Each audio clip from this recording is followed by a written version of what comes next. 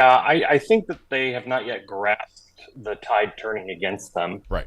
even more so than it was. They barely won the majority in the first place. Yeah. This is not how you win over new voters. There's not a single young person sitting at home thinking, "Gosh, this is exactly what Congress should be doing." There's also not a single person on the verge of retirement who thinks that this is exactly what Republicans should be doing, especially while they see corporations continuing to make more money than ever, Yeah. and not paying their fair share. I think, first of all, the media, as usual, misses that the degree to which the youth vote is starting to turn out for Democrats and for Biden. But you're right; they keep doing this, they're going to lose the older demographics as well if they're going after people's retirement. Right, and not only are the youth voters moving more and more to the left, um, they're staying that way. Unlike past generations, they are staying and becoming more and more progressive as they get older. No other generations have done that before, Yeah. at least since we've been measuring. So this is a surefire way to, fatten campaign bank accounts, but it's, also a surefire way to lose the electorate. But again, remember, they don't care about losing the electorate because they don't believe in free and fair elections. Yeah. Yeah. I thought interesting. John Pavlovitz had an interesting tweet, though, that I've said, I think, over and over, Carl. These people that you and I always knew, back when, our families were Republican, about small government. They want to get the government in everything. And that seems to me one of our strongest selling points. John Pavlovitz tweeted, "I've been on the planet for 19,709 days, and I still haven't had a single Republican satisfactorily tell me how anyone else's gender identity, sexual orientation, body, or marriage are any of their damn business." Isn't that Well, yeah, I mean, and the Handmaid's Tale revolution continues on the right. They're not just going after choice. They're not just going after reproductive health care. They're now going after the ability for people to seek no fault divorces. yeah. So if you get married, get ready, because if things go south, you will never be allowed out of your marriage if certain Republicans have their way. Yeah. Um, Again, I thought Donald Trump very helpful, reiterating how he got rid of Roe v. Wade. Right. Well, right? I mean, it just Listen because up. he can't stop Issue himself that from is bragging. losing my party.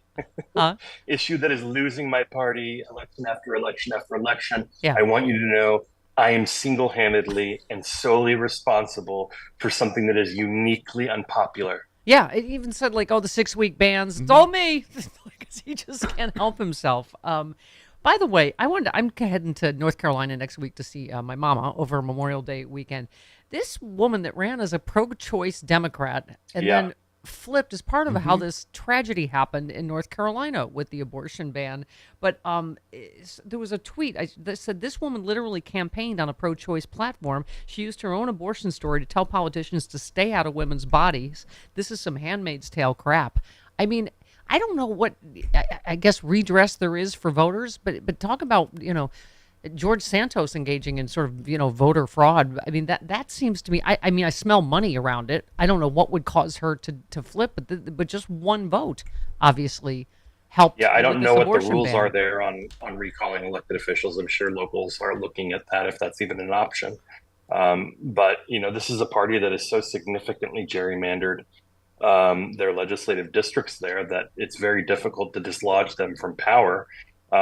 Even though past Supreme Courts have told them that their gerrymanders are unconstitutional, they've managed to hold on and wait out a transition on the court. Yeah. And so that's exactly what they're doing. And the North Carolina Republicans, they don't believe in compromise. They don't believe in slow and steady wins the race. They believe in divide, conquer, shove it down their throats, and they're applauded for it on the right. Yeah. By the way, one more John Pavlovitz I thought was so interesting, and you as a campaign strategist in your past, I just thought was so interesting. He said, "We're here in this mess of a nation because tens of millions of Americans still can't simply admit they made a mistake supporting him. They would rather destroy everything than accept responsibility for choosing poorly. How damn sad is that?" I mean, I think that's part of it, is people just not wanting to be wrong and not wanting to admit they were wrong. They're going to double and triple down till he's in prison, I guess. They cannot Sure, admit what an unmitigated disaster his administration was, right? It's like we're trying to create a different reality.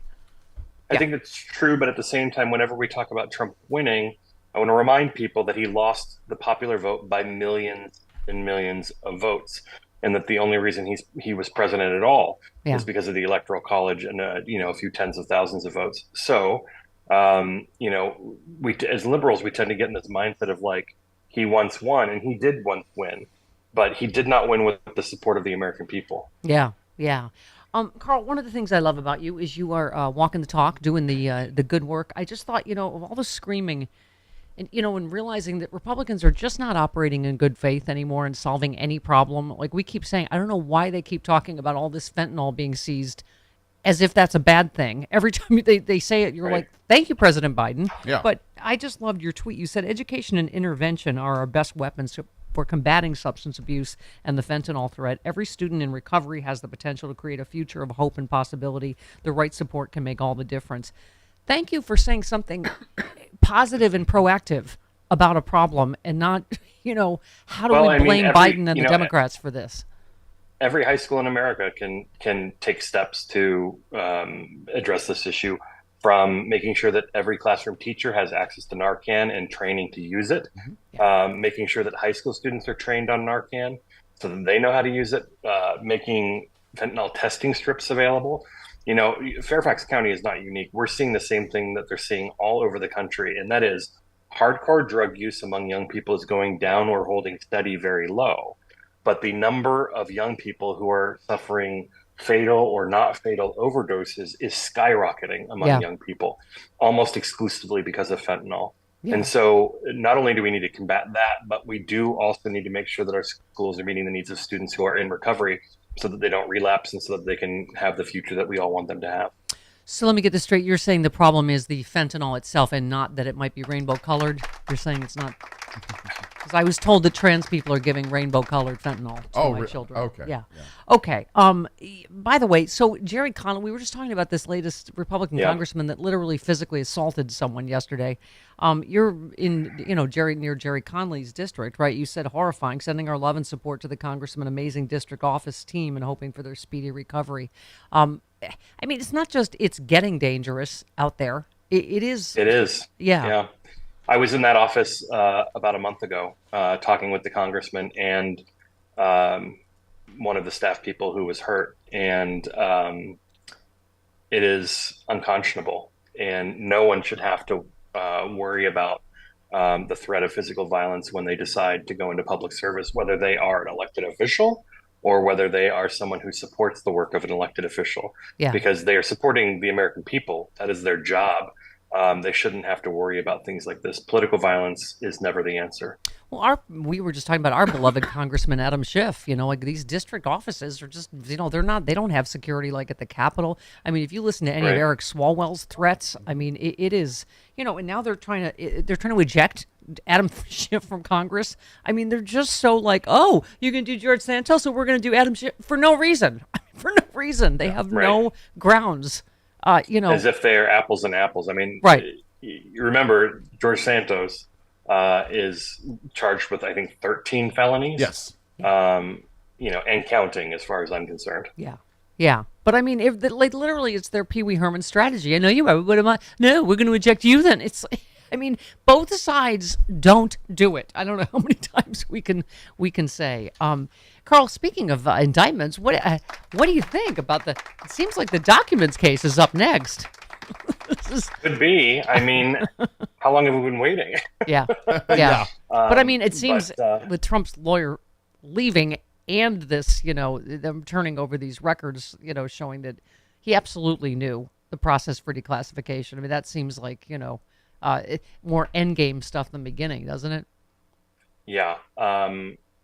I mean, we knew that there were issues with the lawyer and how they handled the case. And so seeing the split and these developments, I think it points in that direction. Yeah. Although at the same time, Georgia could be up next too. So, Right. This is a bit like, when I hear my heterosexual friends talking about like college football, and they talk about who could be on the rise. There are so many cases pending against the former president that It could be a sleeper. You might as well start a virtual pool to figure out what's next. Yeah. Yeah, well, I mean, I guess legal experts are saying that to them it reads like he's going for espionage charges, which is just, I still, even though we marinate in this stuff, Carl, every day, I still sometimes just wake up and go, I just can't believe this guy, right? Who is Well, and the to front get to runner for the that, Republican Party, is just been convicted of sexual assault and on and on and on. God knows what, like you say, how many indictments are next. it's not just um, having a messy office, right? Yeah.